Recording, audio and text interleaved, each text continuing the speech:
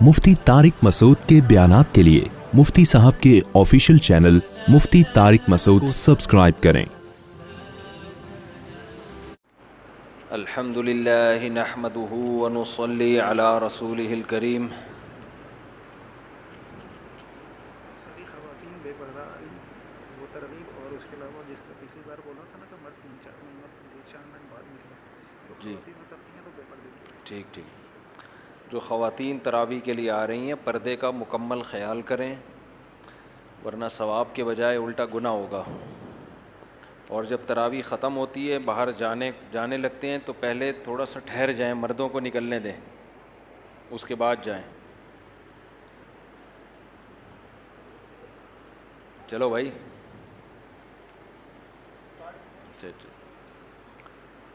الحمد للہ نحمده ونصلی علی رسولہ الکریم۔ یہ بیان سے پہلے میں ایک چھوٹی سی وضاحت کر دوں۔ خواتین کے مسجدوں میں آنے پر بعض لوگوں کو اشکال ہوتا ہے، وہ اشکال کا تو میں کئی بار جواب دے چکا ہوں۔ جتنی بھی احتیاط کروائی جائے نا، کچھ نہ کچھ بے احتیاطی پھر بھی ہوتی ہے۔ اس بارے میں ایک اصول ہمیشہ یاد رکھیں، یہ جو دور ہے نا، یہ خلفائے راشدین کا دور نہیں ہے۔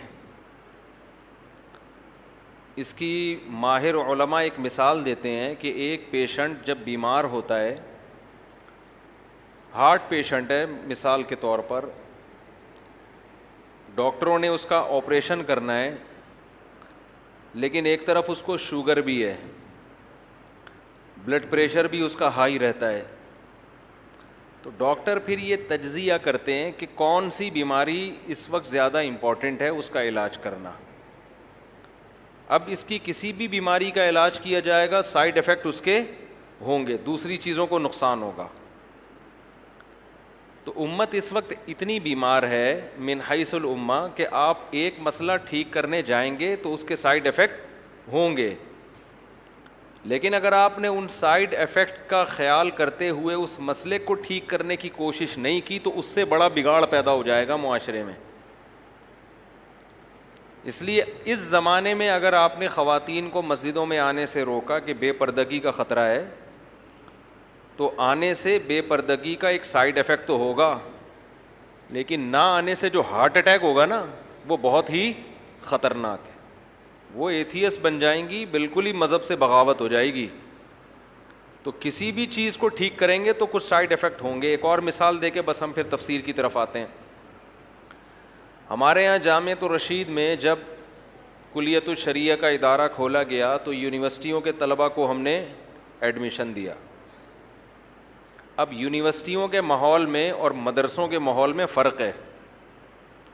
یونیورسٹیوں میں ٹیچروں کا، استاذوں کے احترام کا اس طرح تصور نہیں ہے جیسا ہمارے مدرسوں میں۔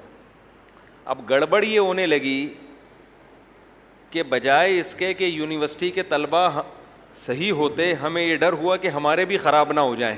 سمجھ رہے ہیں؟ بعض دفعہ تو ایسا ہوا کہ انہوں نے ہڑتال کر دی ہے، عجیب عجیب چیزیں جو ہم نے کبھی مدرسوں میں دیکھی نہیں تھیں۔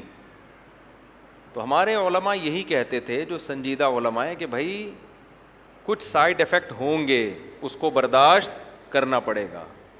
اب آپ معیار وہ رکھو جو صدیوں پہلے تھا، اور آپ محنت کرو یونیورسٹیوں میں، تو یہ اب آؤٹ پٹ آپ کو نہیں ملے گا۔ اب تو اس کی فکر کرو کہ یہ اسلام سے ان کے دل میں محبت پیدا ہو جائے، انہی میں بہت سے اچھے لوگ اللہ پیدا کرے گا جو بڑا کام کریں گے۔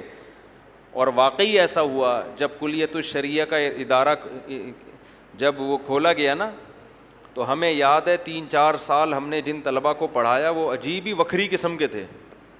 سارے نہیں، بہت سے اچھے بھی تھے، بعض ایسے تھے کہ کھوپڑی ہماری قبول ہی نہیں کرتی تھی ان کو۔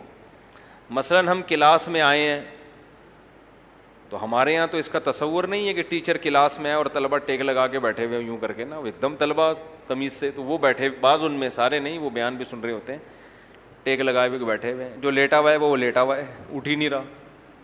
ارے بھائی تو اٹھ جا یار، کیا کر رہا ہے؟ تو ہمارے استاذ کہتے تھے انہی میں اللہ ایسے لوگ پیدا کرے گا جو ایسا کام کر کے دکھائیں گے کہ ہٹو بچو ہو جائے گا، برداشت کر لو ان کو جیسے تیسے ہیں۔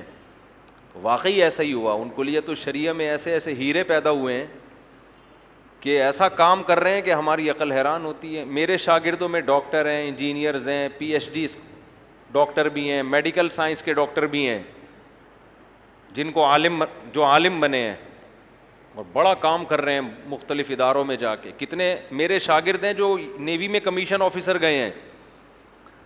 تو اگر آپ نے اس زمانے میں سائیڈ افیکٹ دیکھنا شروع کر دیے نا تو کسی کام کے نہیں رہو گے. 4 آدمیوں کو لے کے بیٹھ کے بس ان پہ پوری محنت کر کے ان کو آپ ولی اللہ بنا دو گے.